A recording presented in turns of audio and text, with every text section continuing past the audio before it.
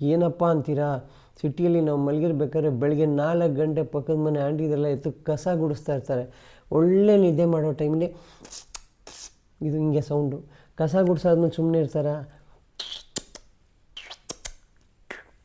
ನೀರು ಹಾಕೋದು ಬಕೆಟಿಂದ ಚಿಸ್ಕ್ ಅಂತ ನೀರು ಹಾಕಿ ಎಲ್ಲ ಸಾರಿಸಿ ಗುಡಿಸಿ ರಂಗೋಲಿ ಬಿಡೋ ಟೈಮಲ್ಲಿ ಸ್ವಲ್ಪ ನಿದ್ದೆ ಬರ್ತದೆ. ಯಾಕಂದರೆ ರಂಗೋಲಿ ಹಾಕ್ಬೇಕಾದ್ರೆ ಸೌಂಡ್ ಮಾಡಲ್ಲ ಅವರು.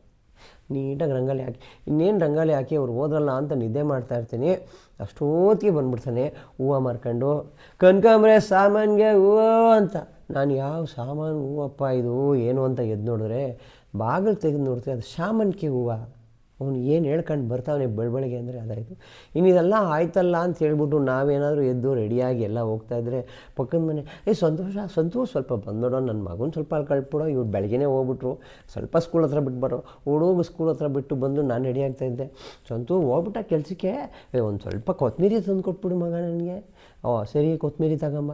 ಆಮೇಲೆ ಅಂದ್ಕೊಂಡೆ ಇವರೆಲ್ಲ ಮದುವೆ ಆಗೋದೇ ಗಂಡನಿಗೆ ಸ್ಕೂಲ್ ಬಿಡೋಕ್ಕೆ ಕೊತ್ತಂಬರಿ ತರಕ್ಕೆ ಅಂತ. ಇದೆಲ್ಲ ಮುಗಿಸ್ಕೊಂಡು ಸಾಯಂಕಾಲ ಮಲ್ಗೋ ಟೈಮ್ಗೆ ಒಬ್ಬ ಬರ್ತಾನೆ ರೀ. ಇನ್ನೇನು ಊಟ ಮಾಡಿ ಮಲ್ಬೇಕಾದ್ರೆ ಒಬ್ಬ ಬರ್ತಾನೆ ಗಾಡೀಲಿ ಹಾಕ್ಕೊಂಡು, ತಾಟಿ ನಿಂಗೋ ಅಂತ ಬರ್ತಾನೆ.